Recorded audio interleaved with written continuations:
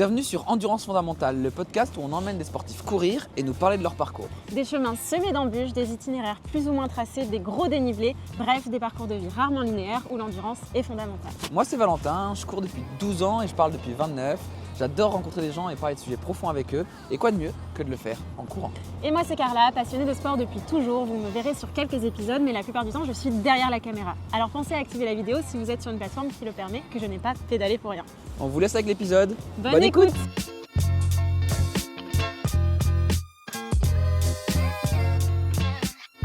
Bonjour, merci à vous quatre d'être là. Merci de nous rejoindre pour cette première partie de soirée. Je pense qu'on va tout simplement commencer par les présentations et bien évidemment, honneur aux femmes. Joanie, si tu peux commencer par te présenter, s'il te plaît. Bonsoir à tous. Donc, moi, je suis diététicienne depuis maintenant 10 ans. Je travaille actuellement dans un hôpital public et j'ai beaucoup travaillé à l'hôpital public. Et j'interviens aussi parfois auprès des enfants pour faire des ateliers de prévention auprès de l'alimentation et parfois aussi auprès de publics adultes dans les entreprises. Je te propose de passer le micro à ta droite. Bonsoir à tous, je m'appelle donc Cédric Debac, j'ai 45 ans et il y a tout juste un an et demi aujourd'hui où j'ai décidé de quitter la sédentarité et à me mettre à courir. Alors, avant d'être en mode ultra trail, j'ai commencé par un 5 km, mais avec l'ambition effectivement d'ici 5 ans d'être déjà sélectionné et être finisher à l'UTMB Mont-Blanc. Bonsoir à tous, moi, donc c'est Freddy Mazzo, je travaille donc à l'ASM et ma mission c'est accompagner les sportifs de bon et de haut niveau du club dans toutes leurs dimensions, sportives, extrasportives. Mais avant d'arriver à ce stade de sportif de haut niveau, ils sont forcément passés par un stade de l'enfance et l'objectif c'est comment mieux les accompagner nos enfants pour en faire des futurs sportifs de haut niveau, mais en tout cas dans un premier temps des gens en bonne santé. Bonsoir à tous. Donc, moi, Marc Récochet, je suis le président du club d'athlétisme Loisirs-Rion, je crois qu'on en a entendu parler. Donc, un club qui a quasiment 300 licenciés. Mais surtout, ce soir, je suis plus là en tant qu'entraîneur diplômé de la Fédération française d'athlétisme depuis maintenant 23 ans au club, et puis un passé d'athlète avant, de petit niveau. Merci à tous et encore une fois, merci d'être là. Je pense que je vais le dire beaucoup trop de fois ce soir, mais c'est vraiment un plaisir de vous avoir et de parler de ce sujet. On voulait commencer par parler des bases ou parler du déclic. Qu'est-ce qui met le corps en mouvement et pourquoi est-ce qu'on le met en mouvement? Et pour ça, en effet, je pense qu'on peut commencer avec Freddy. Tu l'as dit toi-même, tu travailles avec les enfants sur leur futur en tant que sportif. Quel est l'impact de se mettre en mouvement dès le plus jeune âge? Se mettre en mouvement dans le plus jeune âge, déjà c'est se projeter vers un corps en bonne santé et peut-être aussi en bonne santé mentale. Ça c'est le point de départ, parce que souvent on discute avec mon collègue qui s'occupe de vraiment la partie santé et moi la performance. On a toujours tendance à faire la rivalité. Finalement il n'y a pas de rivalité. Même le sportif qui s'entraîne 2 fois par jour, finalement il sera toujours en meilleure santé que celui qui reste dans son canapé. Donc déjà la notion de mouvement elle apparaît dès ce moment-là. Donc chez les jeunes c'est important pour justement faire toujours cette notion entre sédentarité et aussi inactivité physique, puisque finalement c'est deux éléments qui se complètent, puisque la sédentarité c'est ce qu'on est tous en train de faire en ce moment, on reste assis. Malheureusement nos enfants dès le matin à l'école ils restent assis et qu'on reste plus de 7 heures assis, on est déjà dans la sédentarité. Et ça n'empêche pas que ces enfants-là ont une activité physique peut-être tous les jours dans un club, peut-être dans le tien d'ailleurs, mais ils sont sédentaires parce que finalement ils sont actifs mais sédentaires. Alors, c'est un peu particulier de dire ça, mais c'est ça la problématique aujourd'hui. Donc l'idée c'est de mettre les enfants en mouvement. On travaille avec les écoles aussi pour mettre les enfants en mouvement, puisque pour moi, sans faire un cours scientifique, c'est que la tête commande le corps construit le cerveau. Donc un enfant qui bouge, c'est un enfant qui apprend mieux. Et ça, c'est vraiment une notion importante. Et c'est vrai qu'on a tendance, malheureusement, dans l'enseignement de l'oublier. Un enfant qui bouge, il apprend mieux dans le sport, mais il apprendra mieux les mathématiques, il apprendra mieux en français, il apprendra toutes les matières. Aujourd'hui, on lutte contre cette problématique où on dit on est souvent en retard en France, en mathématiques, dans les langues, etc. Faites bouger les enfants, vous verrez, ils seront plus performants à l'école. Donc ça, c'est c'est notre leitmotiv tous les matins quand on travaille avec les enfants dans les écoles. Voilà, on a d'ailleurs développé un concept dont peut-être vos enfants ont bénéficié, ce qu'on appelle les pauses actives. C'est comment faire bouger les enfants dans la classe, parce que malheureusement tous nos enseignants sont pas suffisamment parfois formés pour ça au travers de leur formation. Et donc l'idée c'est comment on fait bouger les enfants régulièrement dans la classe, parce que finalement ça permet de les maintenir, parce que c'est difficile des fois de les sortir dans la cour de récréation, le temps, il faut faire des mathématiques, il y a un programme à suivre. Donc l'idée c'est comment on arrive à faire bouger les enfants dans la classe pour justement casser cette sédentarité, le fait d'être assis, et en même temps leur mettre une activité physique qui est dans cette logique de la soirée. Donc ça c'est vraiment les éléments importants pour moi dans un premier temps. Et en même temps, ce qu'on voit, on travaille sur la santé, on travaille sur l'apprentissage, et en même temps, on se rend compte que finalement, les enfants, aujourd'hui, dans le contexte actuel, avec tous les écrans, etc., les enfants qui font de l'activité sont des enfants qui ont une qualité d'attention et de concentration qui est bien supérieure aux autres. Et on voit bien que les enfants dans la classe, c'est des fois parfois compliqué. Juste un petit chiffre, parce que c'est aussi peut-être ça, c'est quand vous avez un enfant à l'école primaire, vous prenez son âge, donc si on est en CP, on va dire 6 ans, multiplié par 3, ça fait 18. 18 minutes, c'est le temps d'attention maximal d'un enfant. Et ça, c'est le champion de la classe.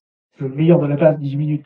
Donc ça veut dire que quand il reste 1h30 avant de sortir en cours de récréation, en tout cas, il n'y a pas d'efficacité dans l'apprentissage. Faites bouger les enfants, vous verrez qu'ils seront en meilleure santé et en même temps meilleurs dans leur composition et dans leur apprentissage de manière générale.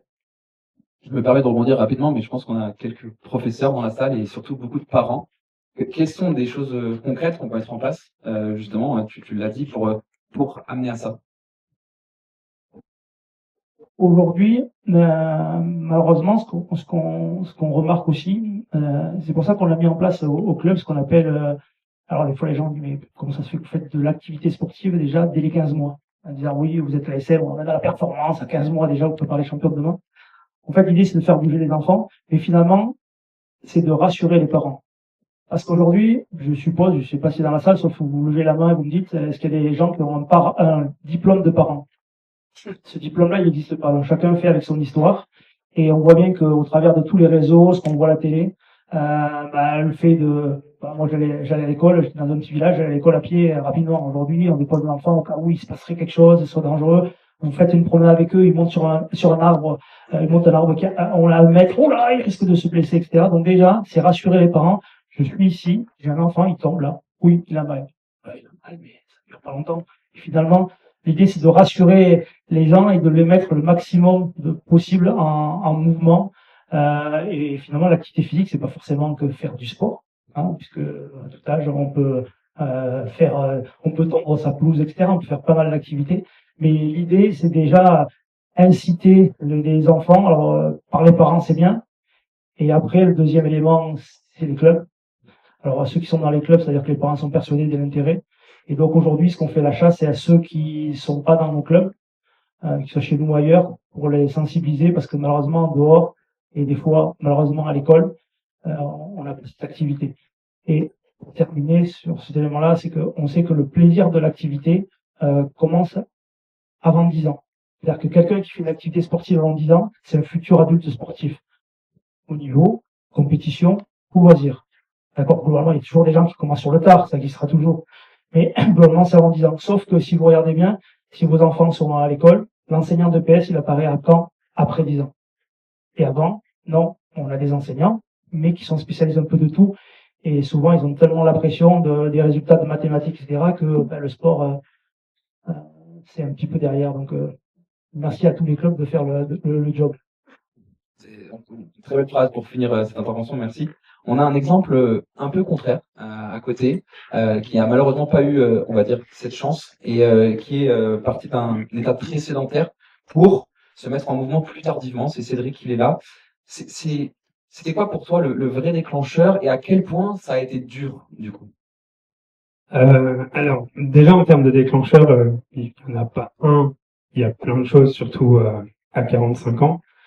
Mais j'ai eu la chance, dans mon parcours professionnel, de croiser une personne qui a commencé à courir, elle, en 2015, et qui aujourd'hui fait aussi de la course à pied, des ultras et autres.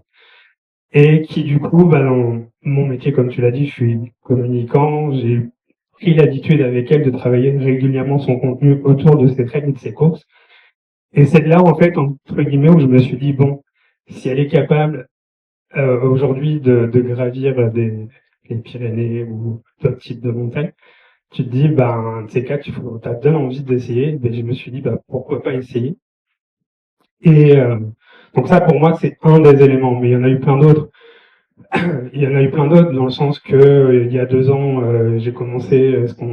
S'il y a des gens parmi vous qui êtes entrepreneurs, vous savez ce que c'est qu'une procédure de redressement judiciaire suivie d'une liquidation judiciaire. Et donc, au lieu de poser les 2 genoux par terre, partir en burn-out, je me suis dit, on va essayer de courir, on verra bien ce qui se passe. Et la preuve en est, c'est que c'est plutôt très bénéfique, même à 45 ans. Donc ça, pour moi, c'est vraiment ce qui a été les 2 éléments majeurs en termes de déclencheur. Et ce qui, en fait, oui, on a tous la chance dans la région, on a une très belle région, comme vous l'avez dit, et on a des courses de 5 km caritatives en plus, et qui vous permet déjà de savoir ce que vous faites sur un 5 km. Je l'avais fait en 43 minutes. J'avais l'impression de perdre mon cœur, mais aujourd'hui, il va bien. Et je vous rejoins, parce que même si on démarre tard, c'est impressionnant de voir à quel point ça a un impact sur la santé aussi bien physique que mentale, parce que la petite histoire aussi que je n'ai pas dit, c'est que en novembre 2024, je faisais 128 kilos. Et aujourd'hui, je suis à 110 kilos. J'ai pour objectif d'arriver aux alentours des 90. Mais c'est justement un des points qui est important dans cette découverte. C'est que en fait, on se rend compte au fur et à mesure qu'on avance, au fur et à mesure qu'on se met à courir, qu'en fait, c'est le corps qui réclame. C'est, je pense, la transition parfaite avec la personne à ta gauche qui va pouvoir nous parler d'alimentation. On parle de santé, on parle de sport, on parle de l'un qui est lié avec l'autre. Est-ce qu'on peut vraiment ne pas intégrer l'alimentation dans ce questionnement? Évidemment, je vais dire que non, on ne peut pas oublier l'alimentation. Déjà, je rejoins un petit peu les premiers discours sur l'éducation auprès des enfants, qui est vraiment primordial parce qu'en fait, les enfants, ils vont mimer ce que les parents font. Donc, au niveau de l'alimentation, tout le monde mange tous les jours et on ne peut pas passer à côté. Donc, si les parents déjà montrent le bon exemple auprès des enfants, on a déjà un gros travail de fait. Après, il y a l'éducation aussi. Là, le gouvernement est en train de mettre en place justement des ateliers de nutrition au primaire. Donc j'espère sincèrement que ça va évoluer et qu'on pourra en fait former les enfants dès le plus jeune âge. L'alimentation, moi, je compare toujours en fait l'être humain à une voiture. La voiture, elle a besoin d'essence pour pouvoir avancer et du coup cette essence, c'est l'alimentation. Donc on met pas du diesel dans une voiture essence, on essaye de mettre la bonne essence. Et le but, c'est du coup de bien alimenter notre corps pour qu'il fonctionne normalement. Il y a l'essence pour les calories, mais il y a aussi plein d'autres choses autour. L'huile moteur ou autre, je suis pas assez forte en mécanique, mais il y a le carburant, mais il y a aussi les à côté. Je pense notamment à l'hydratation, qui est aussi hyper importante. Et si j'en parle, c'est parce que pour le sport, on parle alimentation, mais aussi beaucoup hydratation. Faut vraiment pas passer à côté, et ça fait partie du coup de la prise en charge. Il faut pas oublier qu'au niveau de l'alimentation, chacun est différent. La voiture, ça peut être une petite voiture sans permis ou un gros Range Rover, elle consommera pas la même quantité. Et ça, en fait, je fais le parallèle avec l'activité physique aussi. C'est que quelqu'un qui fait de l'activité physique une fois par semaine ou un ultra trailer qui va s'entraîner tous les jours, du coup, consommera plus d'énergie. Donc, du coup, il faudra bien apporter ce qu'il faut pour être en bonne santé et du coup garder justement l'aspect santé en parallèle du sport. Très bien. Merci beaucoup. Donc on a parlé de toutes ces choses qui sont importantes pour le sport santé, mais une question à laquelle Marc va peut-être nous aider à répondre, c'est que ces notions-là, le mouvement, l'alimentation, etc., il faut les motiver tous les jours. Il faut avoir envie de se mettre en mouvement, il faut avoir envie de bouger, il faut avoir envie de bien manger. En l'occurrence, Marc, tu vas peut-être pas nous parler de bien manger, mais tu vas nous parler du mouvement. Tu es entraîneur du groupe Sport Santé au Club d'Orient depuis un moment maintenant. Comment est-ce qu'on crée les bonnes conditions pour que les gens aient envie de se mettre en mouvement de façon quotidienne? Alors, je rejoins bien sûr tout ce qui s'est dit.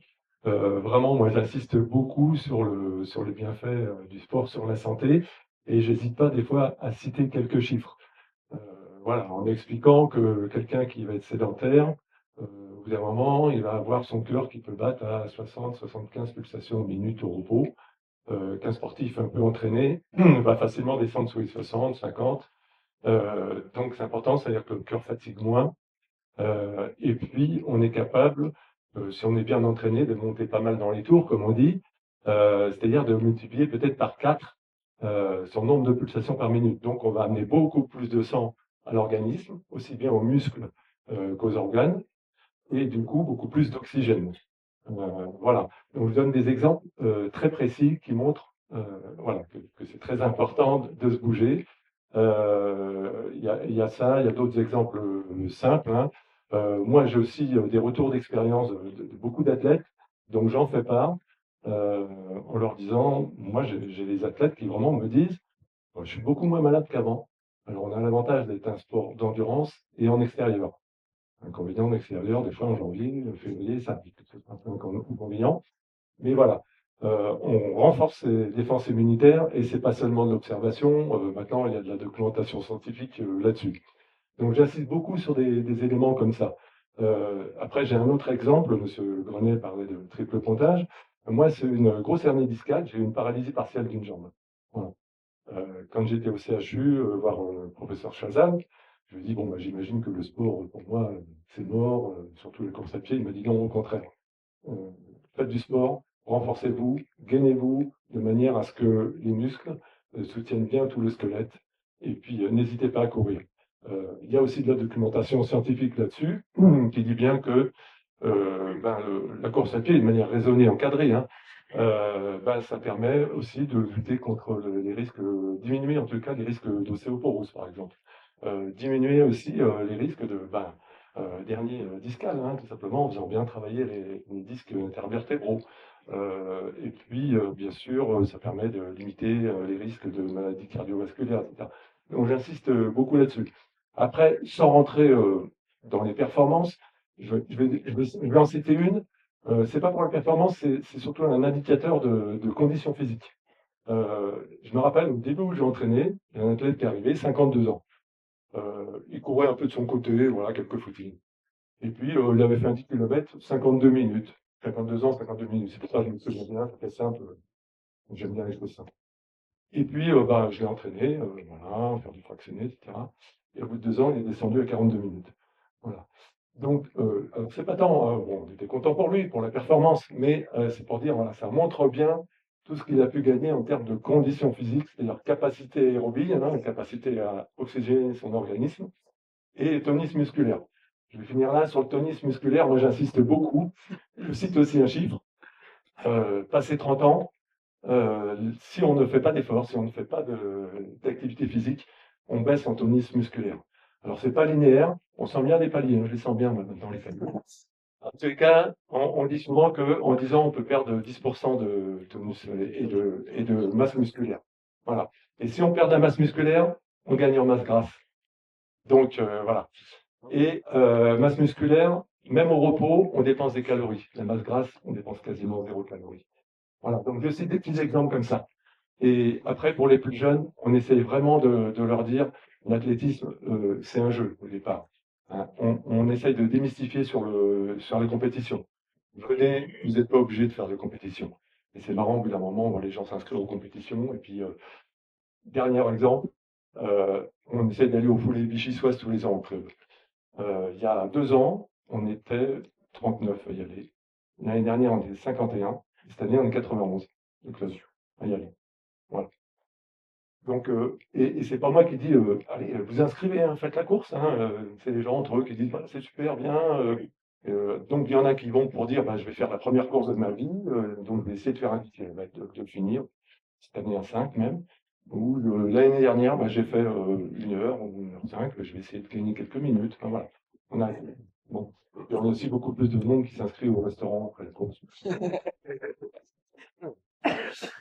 Merci pour ça. Ça me rassure pas du tout ce que tu dis après 30 ans. J'y arrive et Mais ça fait peur. il faut faire peur aux gens aussi. Mais ce que je retiens, ce que tu viens de dire, c'est un peu la notion de progressivité, de savoir aussi prendre son temps.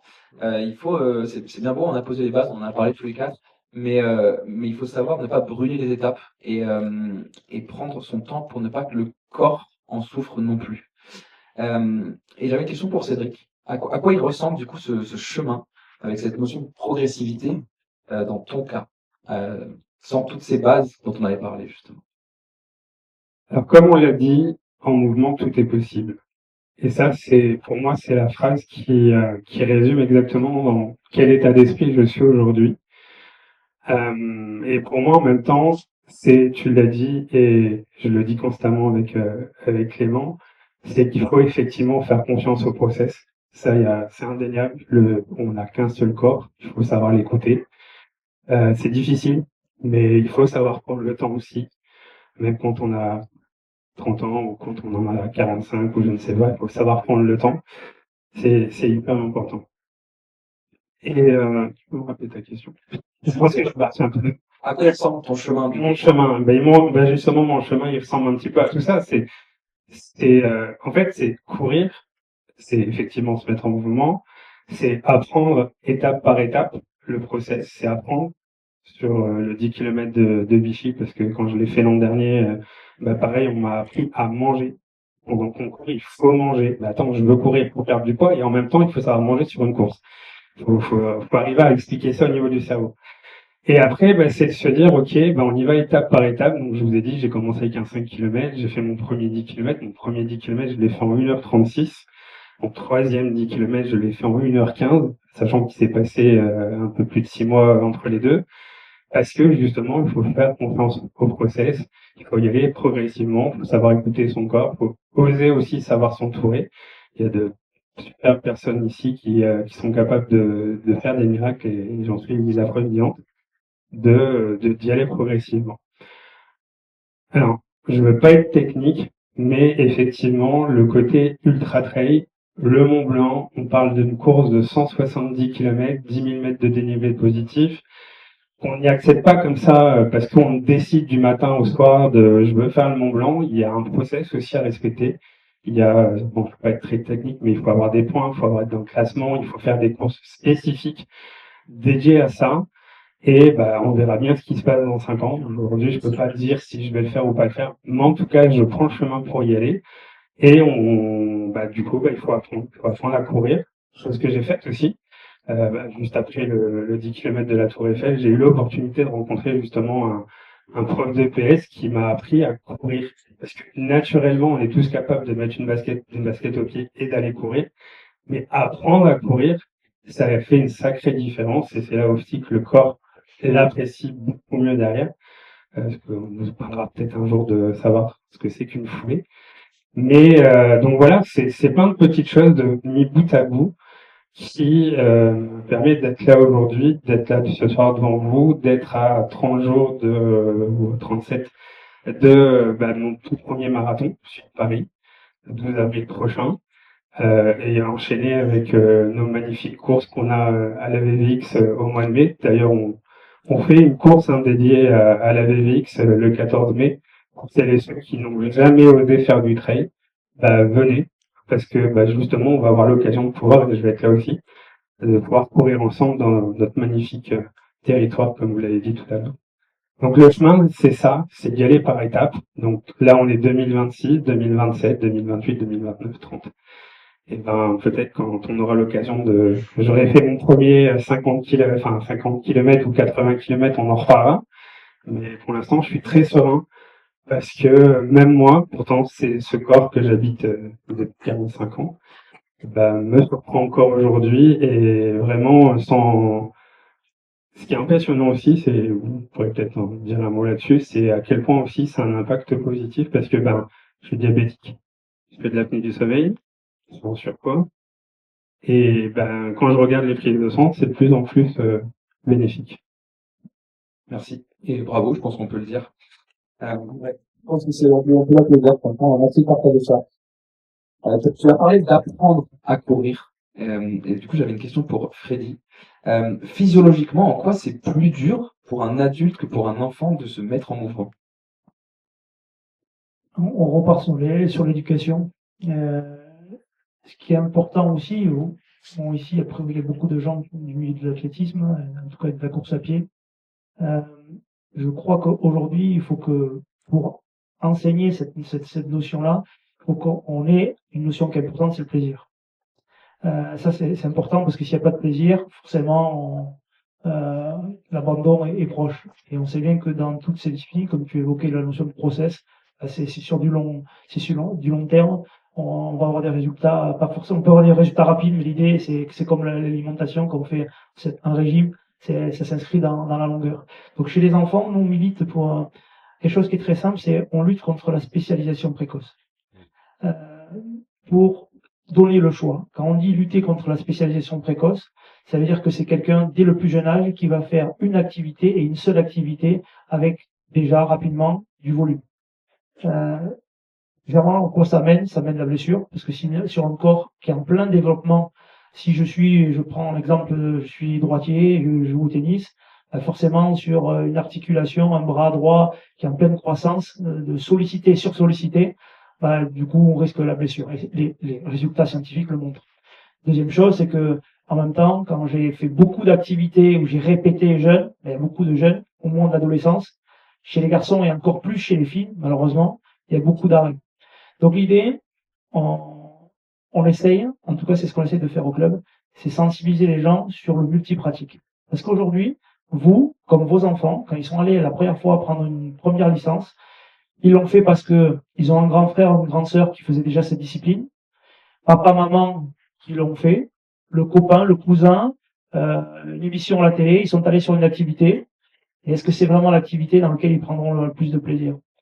On ne sait pas. Pas sûr. Donc le but, c'est de faire aux enfants toucher un maximum d'activités, d'où l'intérêt des clubs qui proposent du multi-activité. Et c'est vrai que déjà l'athlétisme, c'est déjà en soi finalement du multisport, puisqu'on court, on saute, on lance, c'est pas dans d'autres disciplines. Donc on milite pour ça parce que finalement, on se rend compte que si, comme je l'évoquais tout à l'heure, c'est que si à mon 10 ans j'ai fait un sport qui me plaît, je continuerai dans une logique de santé. Mais si je veux faire de la performance, ça marche aussi, et encore mieux. Parce que si aujourd'hui, je prends l'exemple des Jeux Olympiques, et je demande, et ça a été fait, ça a été questionné, aux gens qui font un podium en disant, finalement, tu as une médaille d'or, médaille d'argent, bronze, à quel moment tu as commencé le sport dans lequel tu as cette médaille? La moyenne d'âge, c'est 14 ans. Donc, ça sert à rien d'avoir commencé cette discipline à 3 ans, à 4 ans, en disant, on voit bien le projet de Mbappé, etc. Vous avez déjà entendu parler forcément de ça, on en parle beaucoup. Donc l'idée, c'est toucher un maximum d'activités parce que finalement, l'adulte demain, c'est comme une maison. Vous savez, on aime tous avoir une plus belle maison, évidemment, qu'on peut avoir en fonction de ses moyens. Mais pour qu'on ait une belle maison, il faut qu'il y ait des belles fondations. Et les fondations, c'est ce qu'on va construire avec les enfants. C'est pour moi, le futur tennisman de demain est de savoir courir, marcher, sauter, pédaler, glisser, nager, etc. Et là, on construit toutes ces motricités. Et ces motricités vont faire des belles fondations pour construire le sportif de demain. Et aujourd'hui, c'est ce que je fais quand j'essaie de sensibiliser les parents et nos éducateurs, de dire, finalement, ceux qui arrivent aujourd'hui, c'est des gens qui ont touché à tout. Alors, ça n'empêche pas que les enfants, on voit l'exemple des nageurs, etc., qui ont commencé tôt. Mais il y a celui qui a commencé tôt qui fait que ça, et il y a celui qui a commencé tôt, mais à côté de ça, il fait aussi du basket, il fait aussi de la musique, et potentiellement il fait aussi du cirque. Et je sais que dans certains pays, vous avez vu, si vous avez suivi, on est quand même une terre où il y a des montagnes, il y avait les Jeux Olympiques d'hiver il n'y a pas longtemps, donc vous avez vu tous que les Norvégiens sont au-dessus au niveau des résultats. Et quand on discute avec eux, déjà, la compétition est interdite avant le début du collège. Pas de compétition avant. Et il n'y a pas de notion de multisport chez eux, donc ils ont trouvé un système tout simple. Les parents sont obligés d'inscrire leurs enfants de telle manière qu'ils aient 2 licences, donc 2 activités. Donc dans cette logique-là, on essaye effectivement de construire les choses pour que les enfants touchent à plein d'activités, pour qu'à un moment donné ils disent celle-là me plaît, j'ai envie de m'investir. Vous savez, vous avez été à l'école, vous avez des enfants qui sont à l'école, et vous savez quand on fait le bilan du trimestre, et je prends mon exemple en disant, bon, si Mazo va travailler un peu plus en français, moi en fait, j'adorais les maths. Donc finalement, il doit faire l'effort en français, mais là où je faisais plus d'efforts parce que je prends du plaisir, c'était les mathématiques. Donc dans le sport, c'est pareil, c'est qu'à un moment donné, dans la notion de plaisir, de continuer ou dans la notion de performance, si j'ai trouvé l'activité qui me plaît, le matin, ça me pose pas de problème de me lever pour faire un truc qui me plaît et dans lequel je vais pouvoir m'investir, dans la perte ou dans la santé, dans la loisir. Et en même temps, dans cette logique-là, c'est pas comme un système pyramidal, c'est tout le monde commence un petit peu à toucher à tout. Et finalement, il y en a certains qui vont faire de la performance, puis après un jour, ils arrêteront, ils feront du loisir. Comme vous avez des enfants et de plus en plus, il y a des enfants qui ont envie de faire du loisir, parce qu'ils n'ont pas envie de faire de la compétition. Et un jour, peut-être ils reviendront à la compétition, peut-être un jour ils y reviendront jamais, parce que malheureusement, autant que vous, en tant qu'adulte, si vous avez envie de faire du sport loisir, finalement, au départ, je prends une paire de baskets, j'ai pas besoin de me mettre dans un club et je peux le faire. Sauf que votre enfant, qui a 5 ans, qui a 6 ans, soit, comme ça a été évoqué, vous l'accompagnez le week-end, on va faire des activités. Aujourd'hui, des parents qui ont le temps de s'occuper des enfants le week-end, de faire des promenades, de faire du vélo, etc., il y en a de moins en moins parce qu'ils sont aussi occupés par leur tâche du quotidien, etc., chez eux le week-end. Qu'est-ce qu'on fait? On le met dans un club. Sauf que dans le club, souvent, on va dans le club et on dit, au fait, samedi, il y a compétition. Moi, samedi, je vais pas faire de compétition. Je veux juste m'arrêter avec les copains. Parce qu'en dehors de la logique de tout ce qu'on a vu tout à l'heure, c'est aussi l'aspect social, être avec les autres, avec les copains, les copines, etc. Parce que c'est aussi comme ça qu'on reste à l'activité et qui on permet de perdurer dans le temps. Donc voilà un petit peu la logique pour lancer l'activité chez les plus jeunes. Enfin, c'est ma façon de voir, ma philosophie. Très bien, c'est très intéressant. Et alors, il y a cette notion de lancer l'activité physique chez les jeunes et il y a l'objectif de la garder chez les plus vieux. Alors désolé. Mais Marc, dans le podcast qu'on a enregistré ensemble il y a quelques mois, tu évoquais le fait que le mouvement, c'est que le sport. C'est aussi aller chercher le journal, aller au potager, faire une balade le dimanche, peu importe. Comment est-ce que toi, tu le mets en place dans ton quotidien? Et quels sont des exemples un peu dont tu peux nous parler sur des choses faciles pour se mettre en mouvement au quotidien? Tu en as déjà un petit peu cité, puisque effectivement on en a parlé ensemble. Hein. C'est vrai que je trouverais dommage, en tout cas pour moi, hein, je veux pas juger sur personne, hein, mais je trouverais dommage de faire du sport et puis par ailleurs de prendre ma voiture pour faire 200 mètres pour aller acheter ma baguette ou mon journal. Voilà, déjà c'est cette logique-là. Et puis finalement, ça participe de l'activité physique. Bon, il y en a qui s'entraînent plus que moi, hein, je suis pas localement, hein, j'en fais, mais voilà. Et justement, je trouve que c'est un bon complément. C'est autre chose. Et puis maintenant, c'est reconnu aussi. Je sais pas, une balade en forêt, ça amène autre chose au niveau physique, mais aussi au niveau du bien-être. Et voilà, c'est aussi important. C'est au club d'athlétisme quand même, à part de ça. Et puis on peut courir dimanche en forêt. Hein, il y en a beaucoup qui le font. Mais voilà, c'est une logique d'ensemble. Ça serait dommage d'être en pleine forme et de pas en profiter sur le reste de la journée, de la semaine et de toute sa vie. Voilà. C'est le but du jeu, c'est d'être en forme pour pouvoir bien vieillir. Hein, on parle de vieux. Et puis de pouvoir mener un ensemble d'activités. Tu as parlé de bien-être, parce que en fait, le sport santé et le santé sport, ça dépend dans quel sens on le prend. C'est pas juste se mettre en mouvement et c'est pas juste sentir que son corps fonctionne, c'est aussi se sentir bien. Oui, tout à fait. Hein. Je pense que là, il y a beaucoup de retours, même si on sait maintenant que on peut sécréter des hormones vraiment du plaisir. Hein. Il y en a plusieurs, hein, dopamine, etc., qui peuvent aider aussi à retrouver le sommeil, un apaisement, éviter l'anxiété, etc. Donc il y a quand même beaucoup d'éléments scientifiques et chimiques, hein, je dirais. Mais voilà, on le ressent aussi au fond de soi. Il y a le bien-être par rapport à ça, et puis la fierté de l'avoir fait. Je dirais que bien souvent, on en parlait tout à l'heure, hein, on est un sport d'extérieur. Janvier, février, des fois, se pousser un peu hein, c'est sur le stade. Hein, parce que je le dis tout de suite, hein, il y a vraiment que quand il neige beaucoup et qu'il y a du verglas, qu'on annule l'entraînement. Hein, je le redis à tout le monde. Hein, donc sinon, qu'il pleuve, qu'il vente, on court. Des fois, c'est un peu difficile. Et une fois qu'on l'a fait, on est fier de soi quand même. Donc ça participe du bien-être. Hein, et je dirais que l'effet groupe, hein, l'effet club, là, joue à fond parce que on sait qu'on va retrouver les copines et les copains, ça aide aussi, ils nous attendent, l'entraîneur aussi, ils notent les noms. Non, Et puis, et voilà, il y a un effet d'entraînement, il y a un très bon groupe, il y a une très bonne ambiance. On y veille à maintenir cette très bonne ambiance. Et voilà, donc ça participe tout ça du bien-être. Très bien. Et ça participe, on l'espère, à être en mouvement, à être capable de se mettre en mouvement le plus longtemps et le plus tard possible. Et pour ça, je vais revenir sur la nutrition, la diététique. Qu'est-ce que manger, j'ai envie de dire correctement, bien manger, change concrètement sur la performance, certes, mais aussi sur la longévité sportive? Déjà, juste avant de répondre à ta question, je voulais rebondir un petit peu sur ce qui vient de se dire, notamment sur aller étape par étape. On en parle pour le sport, mais pour l'alimentation, on en parle également. Quelqu'un qui se dit demain, je veux changer mon alimentation et je veux faire mieux. Nous, ce qu'on conseille toujours, c'est de pas tout changer d'un coup. On ne peut pas, par exemple, arrêter les boissons sucrées qu'on consomme en excès et l'alcool et manger des fruits et légumes tous les jours et puis prendre du Nutella. C'est trop compliqué. En fait, il faut vraiment mettre en place des petits objectifs au fur et à mesure pour y arriver.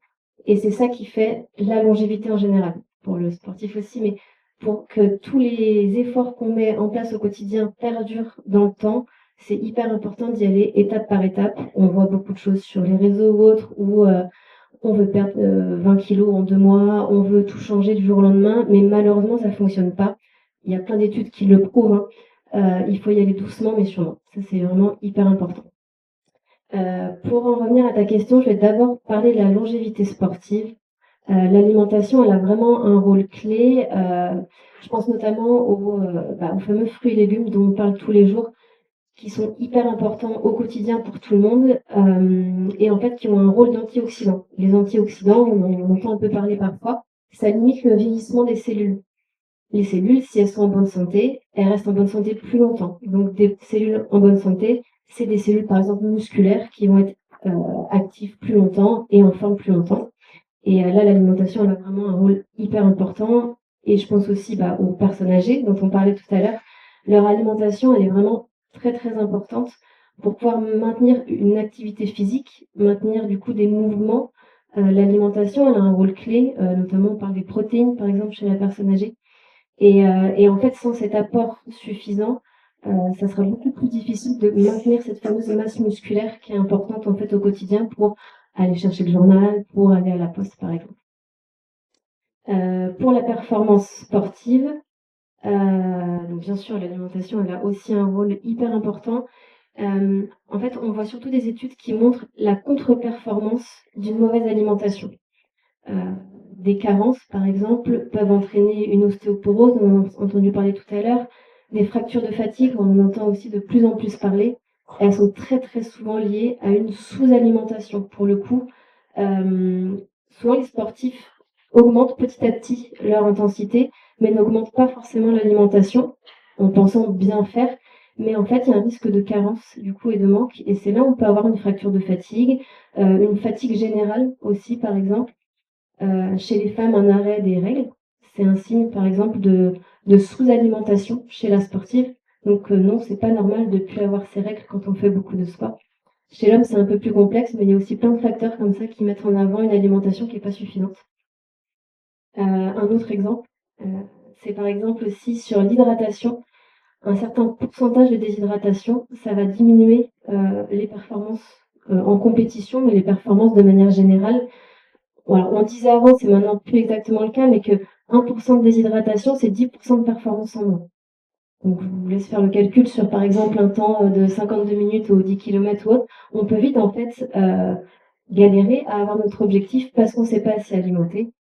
Et pendant les courses à pied, et notamment les courses d'ultra-trailer, j'ai fait une formation un peu plus spécifique sur ça. Et du coup, je reviens à ce que tu disais tout à l'heure. Oui, il faut manger pendant qu'on court. Alors, ça paraît pas logique comme ça du tout, mais en fait, c'est l'essence dans la voiture. Une voiture qui doit faire 10 km, bon, elle va réussir comme ça. Si demain on lui dit, tu dois traverser la France entière, il faudra faire plusieurs fois le plein, sinon elle s'arrêtera en cours de route. Et en fait, le corps réagit pareil.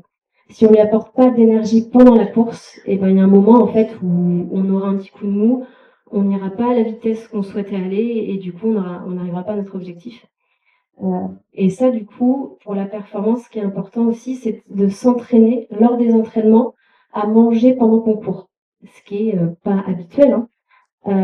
Mais du coup, c'est hyper important si on a un objectif de course et on sait qu'on va devoir manger pendant cette course-là, de s'entraîner à l'entraînement, à consommer des petits gels simplement ou des boissons sucrées, ou même pour les ultra-trailers, de manger un plat de pâtes et de partir courir après, par exemple. Et ça, c'est vraiment important. Faut savoir, par exemple, sur les grandes distances, alors je pense à plus de 50 km de course à pied, il y a un coureur sur deux qui a des problèmes de transit. Donc, si on s'entraîne pas avant, on majore en fait ce risque-là de devoir abandonner la course parce qu'on a des problèmes de transit. Et je vois du monde qui se rit dans la salle parce que je sais que parmi tous les athlètes qui sont là, ça leur est forcément arrivé de pas réussir une course pour des problèmes digestifs. Donc, bien s'hydrater et bien s'entraîner à manger en amont d'une course pour éviter une contre-performance et éviter du coup de pas arriver jusqu'à la ligne d'arrivée. Merci, je pense qu'on va tous faire attention à ce qu'on mange, surtout en course. Trop bien, merci beaucoup à tous pour vos réponses. On a parlé des bases, on a parlé du chemin, et nous on s'est posé la question, le sport comme réponse à quoi au final? On a tous en tête peut-être un chrono, un podium, une ligne d'arrivée, perdre du poids, se sentir en meilleure santé. En fait, on a tous, en tant que sportifs, besoin de se fixer des objectifs, et nous on se pose la question de pourquoi on a besoin de se fixer des objectifs et pourquoi on continue à s'en fixer. Et par exemple, Cédric, on va pouvoir parler de ça justement de l'UTMB et des jalons qui font ton chemin. Tu as parlé du marathon de Paris qui arrive, tu as parlé de ton premier 5 km, tu as ton cap, tu as ton objectif, ta destination, mais au final, tu as tous tes autres objectifs au cours du chemin. Et comment est-ce que tu fais pour apprécier toutes ces étapes du chemin? Ça a été dit tout à l'heure, prendre du plaisir.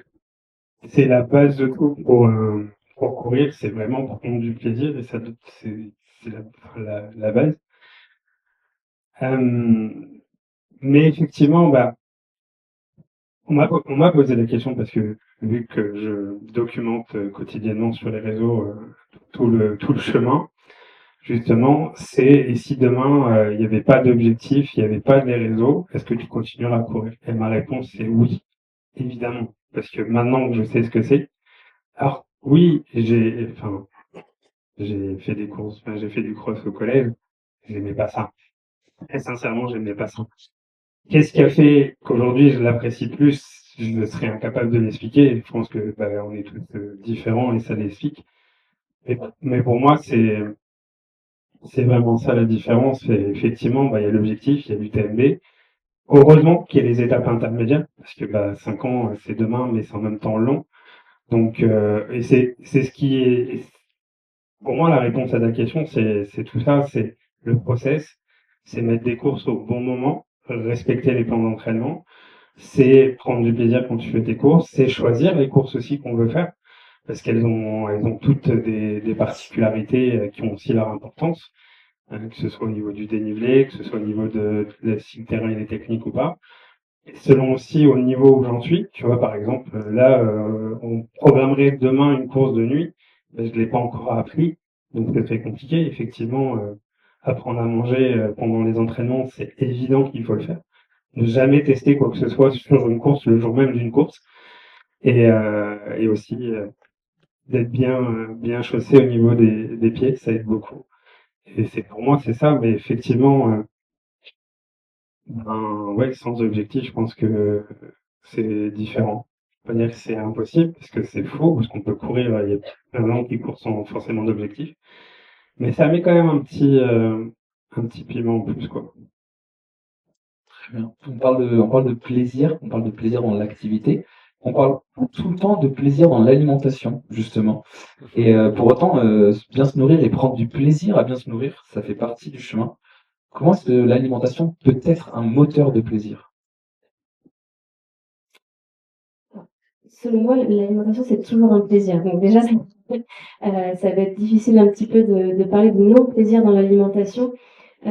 Faut pas oublier que s'alimenter, c'est un acte qu'on fait tous les jours, que tout le monde fait pour vivre, tout simplement. Donc si on n'intègre pas une notion de plaisir au niveau de l'alimentation, ça devient triste et très compliqué. Donc, quand on veut, par exemple, prévoir une course ou même changer son alimentation, ça sert à rien de se forcer à manger des choses qu'on n'aime pas du tout on peut manger des fruits et légumes sans manger d'épinards et sans manger de brocoli, par exemple. En fait, toutes les vitamines et les minéraux, on peut les trouver ailleurs.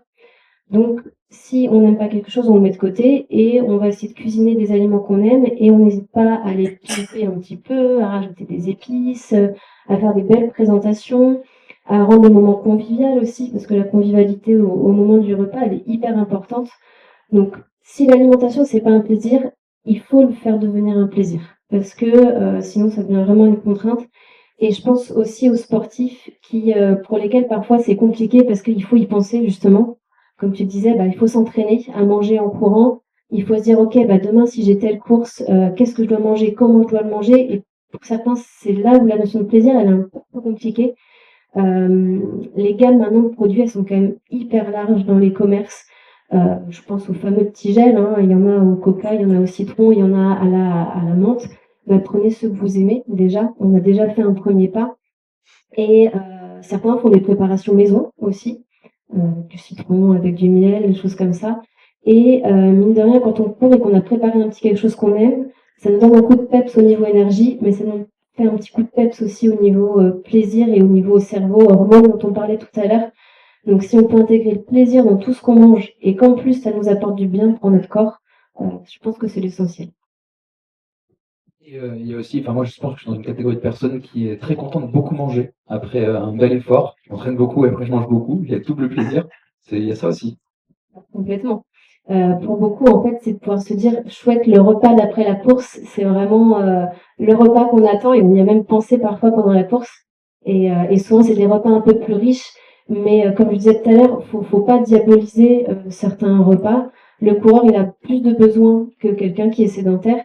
Donc, faire un bon repas bien copieux après une course, tant qu'on le digère, il y a vraiment aucun souci. Et au contraire, c'est là aussi où il est le plaisir. Et c'est là aussi où il faut bien différencier l'alimentation de la personne sédentaire et de, par exemple, l'ultra-trailer. Je pense aux sodas, aux boissons, dont des fois on diabolise un petit peu euh, les boissons sucrées notamment. Pour le coureur, la boisson sucrée, en fait, c'est essentiel. Donc, du coup, ça fait vraiment partie du programme. Dès qu'on passe en fait sur des sportifs de haut niveau, on parle plus juste d'équilibre alimentaire, on parle vraiment de stratégie nutritionnelle. Et ces petites choses-là, en fait, elles peuvent rentrer dans la stratégie nutritionnelle. Ça veut dire qu'un oasis peut s'intégrer, par exemple, dans une course ou dans un entraînement ou autre, sans que ça soit diabolisé, parce que ça fait partie justement de ce qu'on a besoin à ce moment-là. Et là, on a et le plaisir et du coup le besoin de l'organisme. C'est très clair. Merci. On parle d'allier le besoin et le plaisir et il y a un autre facteur, on va dire, de plaisir et de bien-être grâce au sport, c'est les clubs. On en a beaucoup parlé. On a beaucoup parlé du CALR. Et pour les personnes ici qui sont pas licenciées au CALR, il doit y en avoir quand même. Qu'est-ce que faire partie d'un club, en quoi est-ce que c'est le premier pas pour rendre notre pratique plus agréable? Alors, tout à l'heure, j'ai entendu parler de la notion aussi d'apprendre à courir. Donc ça, c'est hyper important parce qu'effectivement, comme beaucoup de choses, on peut le faire tout seul dans son coin. Hein, on peut jardiner tout seul, on peut faire plein de choses. Mais si on veut vraiment prendre du plaisir, progresser, mais encore une fois, pas forcément sur la performance, hein, sur le bien-être, la bonne santé, il y a des petites choses toutes simples à mettre en place, mais qu'il faut répéter, répéter pour arriver à les intégrer, surtout les années passant. Hein, c'est comme toujours, c'est beaucoup plus facile d'apprendre jeune, bien sûr, mais on peut toujours apprendre après. Il y a vraiment des fondamentaux sur l'athlétisme, c'est les alignements, le relâchement, la coordination, la respiration, bien sûr, les appuis au sol, la pose du pied. Donc c'est vraiment des choses qu'on travaille à l'entraînement, à chaque entraînement. Je pense qu'il y en a qui doivent penser que je radote un peu hein, à l'entraînement, mais c'est pas grave, je vais continuer. Donc parce que c'est très important, c'est-à-dire que en même temps on se fait moins mal, si on est plus aligné, on est plus efficace. Donc ça veut dire que sans dépenser plus d'énergie, on est capable d'aller plus vite, ou alors on est capable d'aller à la même vitesse sans dépenser moins d'énergie, euh, et en se faisant plus plaisir. Et puis, bah, si on n'est pas bien aligné, si on pose mal son pied au sol, ça peut être des chocs, ça peut être des tensions, et derrière des blessures. Donc c'est aussi tout ça qu'on apporte dans un club, en plus du fait de ce que j'évoquais tout à l'heure, l'effet de groupe, hein, qui est important aussi. surtout quand il y a une bonne ambiance, et c'est le cas. Ça permet voilà, que les gens viennent, restent. Voilà, pour info, on donne aux gens jusqu'à 3 séances d'essai. Je crois que j'ai rarement vu quelqu'un repartir. Bon. Donc venez au club. Voilà, c'était la conclusion. Merci de la dire pour moi. Je le fais. On a. Je peux juste compléter par rapport à la notion de club. Effectivement, on l'apprend à tout âge. C'est plus facile à apprendre jeune et on met un peu plus de temps pour le même geste technique, on est un peu plus âgé. C'est d'où là l'importance d'avoir les meilleurs éducateurs chez les plus jeunes. Parce que c'est eux qui donnent le là. Je prends souvent un exemple tout simple, c'est que bon, même si les conditions climatiques évoluent avec le temps, on a encore une région où il peut y avoir de la neige. Vous vous imaginez, vous partez de chez vous le matin, il a neigé, et votre voisin est parti avant vous, et c'est lui qui a fait la trace sur le chemin, sur la route. Et donc vous avez deux options avec votre voiture, soit vous mettez dans les traces, soit vous passez un petit peu à côté, mais en fait on voit que ça ripe. Finalement, dans le cerveau d'un enfant, quand le premier éducateur va lui apprendre un geste technique, ça va laisser une trace dans son cerveau sur la mémorisation du geste technique. Si ce qui a été la trace n'a pas été la bonne trace, si y a un éducateur qui arrive après pour changer la trace, c'est très très complexe. Comment on arrive à dénaturer un geste qui a été mal appris pour en prendre un, là c'est très complexe et des éducateurs qui sont capables de faire ça. On en trouve moins. Donc d'où l'intérêt d'avoir aussi dans ces clubs, dans tous les clubs, d'avoir les meilleurs éducateurs avec les plus jeunes, parce que eux doivent laisser la bonne trace pour l'avenir. Merci pour cette précision, c'est important. Si vous avez d'ailleurs des choses à rajouter ou à intervenir, n'hésitez pas à le faire. Je vois que Cédric, ton la main. Je voulais rebondir sur ce que tu disais, parce que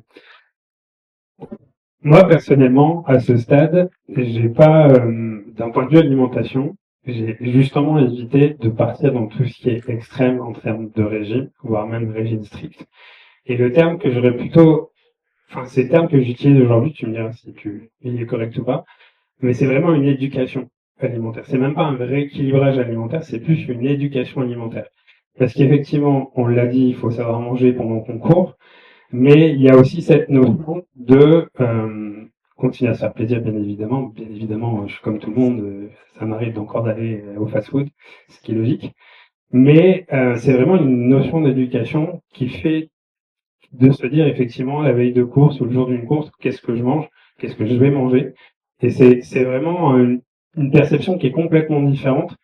Et ça a aussi eu un impact alors après, comme tu l'as dit, chacun est différent, d'avoir perdu ces 18 kilos, je sais que je vais en perdre encore, mais voilà, c'est vraiment cette notion d'éducation qui fait la différence. Et du coup, je rebondis encore, mais comme tu dis, l'éducation, il n'y a pas d'âge. Effectivement, chez les enfants, on peut leur apprendre dès le plus jeune âge, mais du coup, si toi, tu t'y intéresses maintenant, c'est déjà que tu as déjà passé un cap.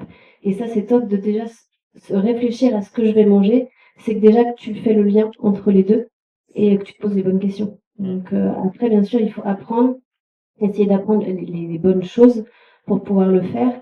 Et surtout se tester soi-même, parce que peut-être que toi tu toléreras moins un aliment au courant et qu'en fait ton voisin il t'avait dit que lui c'est ce qu'il faisait et c'est ce qui fonctionnait, et en fait il faut vraiment essayer. C'est aussi comme ça qu'on se rend compte de ce qui est le mieux pour soi et ce qui nous fait nous sentir bien quand on se met au sport.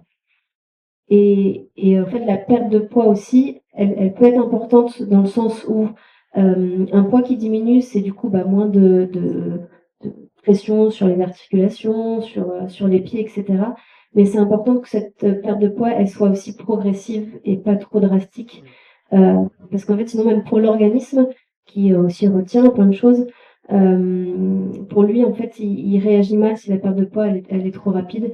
Et alors que si elle est progressive, il s'habitue petit à petit à ces nouvelles choses. Et en fait, c'est ce qui te fera te sentir beaucoup mieux si ça reste progressif comme ça. En tout cas, bravo de réussir en fait et à allier l'activité physique et l'alimentation en même temps. C'est vraiment beaucoup de changements d'un coup pour des personnes qui n'ont pas l'habitude, qui n'ont peut-être pas été éduquées plus jeunes ou qui n'ont pas tout simplement eu envie d'y penser tout simplement. Et du coup, déjà, rien que le fait de vouloir le faire, c'est déjà un pas qui est vraiment énorme, donc bravo, vraiment. C'est parfait la tournure que prend cette fin de table ronde, parce que moi je suis arrivé à peu près à la fin des questions que j'avais à vous poser, mais je pense que vous en avez peut-être entre vous ou des choses à rajouter pour finir sur ce thème du sport santé, du sport au service de la santé au service du sport. Je sais pas s'il y a l'un d'entre vous qui veut peut-être rajouter un mot ou si on a fait le tour.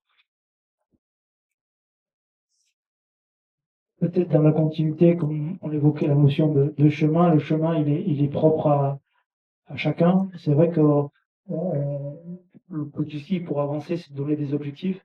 Ces objectifs qui sont souvent remis en cause parce que finalement, on ne sait jamais comment on avance. Vous savez que si on repart sur la notion des enfants, ils sont à ce niveau-là, scolairement comme sur le plan sportif. Qu'est-ce qu'ils seront demain? Moi, j'ai pas de boule de cristal, on ne le sait pas. Donc l'idée, c'est de mettre les outils pour continuer à les faire évoluer, même si le, le, le, le chemin de Pierre il est différent du chemin de Julien, etc. Et qui va être remis en cause à chaque fois. Et donc l'idée, c'est d'avoir tout l'environnement pour les accompagner au mieux, qu'il soit l'encadrement, la famille, les amis, qui va faire que on va accompagner ces sportifs en compétition ou en loisir vers le chemin qui les amènera dans la notion, tout en gardant la notion de plaisir dans les objectifs qu'ils espèrent atteindre. Peut-être pas y arriver, peut-être aller plus loin, et ça malheureusement personne ne le sait. Et donc c'est comme ça qu'on essaie d'accompagner les jeunes. C'est bien. Est-ce que l'un d'entre vous peut-être a quelque chose à rajouter, à dire? Marc? Alors, simplement, je reviens forcément sur l'athlétisme, hein, mais je dirais que, pour rebondir, on a l'avantage d'être un sport où on mesure. On mesure le temps qu'on a mis sur la distance, etc. Mais aussi bien l'entraînement. Hein, je parle pas forcément de performance, hein, toujours d'indicateur, hein, de conditions physiques. Et donc, c'est important parce que du coup, là aussi, on retrouve le plaisir, la recherche de l'évolution, mais pour soi-même. Moi, il y a une phrase d'Albert Jacquard que j'aime beaucoup, c'est je n'ai pas à être plus fort que l'autre, j'ai à être plus fort que moi grâce à l'autre. Et ça, c'est l'émulation aussi bien à l'entraînement qu'en compétition. Mais en compétition, bien des fois, on s'encourage entre concurrents finalement, parce que et puis on s'aide, on se relaie, etc. Et c'est ça qui fait avancer, c'est ça qui participe aussi beaucoup au plaisir. Ça me fait une très belle transition parce que peut-être qu'il y a des gens parmi vous qui n'osent pas courir à cause du regard des autres. Et ben, détrompez-vous. On est déjà dans un milieu. Ça, c'est un truc auquel moi je m'y attendais, mais vraiment pas du tout. À quel point les gens sont bienveillants, à quel point les gens, bah, ils vous encouragent parce que vous êtes en train d'effectivement de faire une course à pied. Et il y a une chose aussi qui est quand même importante, qu'on n'a pas forcément évoqué ce soir, mais ok pour courir, mais si vous pouvez ne serait-ce que commencer par marcher, c'est la base. Parce que pour apprendre à courir, il faut aussi apprendre à marcher.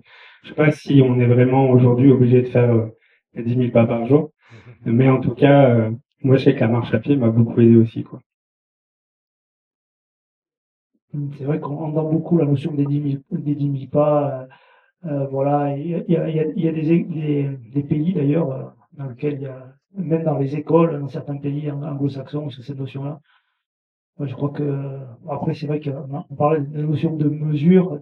10 000 pas, ça peut être un bon indicateur. 7 000, c'est pas mal aussi. Mais à partir du moment où on se met en mouvement, parce que c'est finalement le sujet, quel que soit le moyen dans lequel on se met en mouvement, je crois on est dans le vrai. Il faut le faire à son rythme, de manière progressive et sur le continu, parce que finalement, ce qui nous permet de faire du gain, bah, c'est la régularité. Et quel que soit ce que l'on fait, comme sur le plan de l'alimentation, on a dit la progressivité a du bon. Et c'est vrai que ce qui est difficile souvent pour les gens, c'est que des fois, on voit pas le résultat de suite. Et des fois, c'est long. Et je sais, il y avait un bouquin, c'est en liaison sur l'alimentation. Et voilà, ces deux personnes, tous les matins, c'est deux jumeaux, et ils mangent la même chose.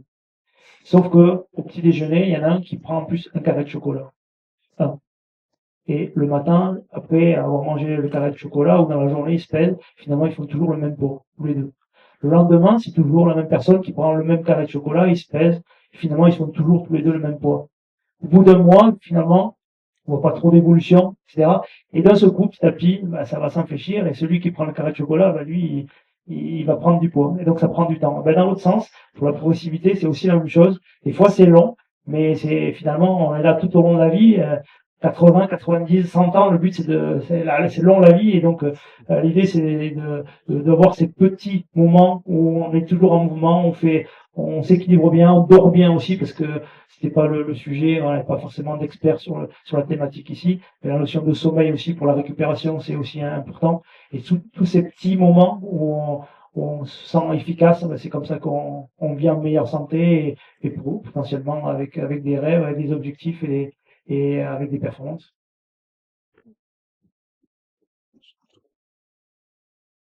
Je voulais juste parler d'un petit site dont je pense que vous avez tous entendu parler qui s'appelle Manger Bouger. Une petite pub qui passe à la télé en bas. Du coup, ça allie et le bouger et le manger. Ça, c'est des sites de santé publique. Donc, si des fois vous avez des interrogations, n'hésitez pas à vous diriger vers ce genre de site, par exemple, au lieu d'aller sur certains réseaux ou autres qui parfois sont un petit peu douteux. Voilà, mangerbouger.fr, ça parle de l'activité physique chez les jeunes, ça parle de l'alimentation chez les jeunes, l'adulte, les personnes les plus âgées. Et en fait, ça cible vraiment toute catégorie de personnes et ça parle de tout ce dont on vient parler aujourd'hui. Et c'est un site fiable, donc n'hésitez pas à aller jeter un œil sur ce petit site. Merci à tous. Merci beaucoup pour cet échange. C'était très constructif. On aura un temps à la fin de la soirée où vous pourrez venir poser toutes vos questions. Je suis sûr que vous en avez beaucoup. Donc on vous réinvitera à venir voir nos 4 intervenants et à leur poser des questions. Toutes les notions qu'on a abordées pendant cette table ronde, vous allez voir, on a essayé nous en partie en tout cas de les retranscrire dans le documentaire qui va être projeté juste après. C'était vraiment très intéressant et je pense que nous sommes beaucoup à être éclairés maintenant sur beaucoup de sujets sport, santé. Je tiens vraiment à vous remercier tous les 4 parce que cette soirée est possible grâce à vous, donc merci pour votre présence. Et je pense qu'on peut les applaudir bien fort.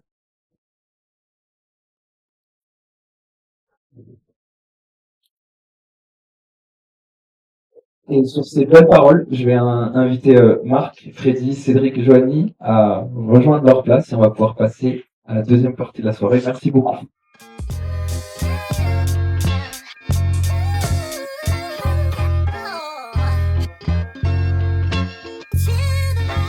Si vous avez aimé le podcast, pensez à le noter et le partager autour de vous. Et si vous avez envie de voir un invité en particulier, faites-le nous savoir en commentaire. À très bientôt pour une nouvelle séance.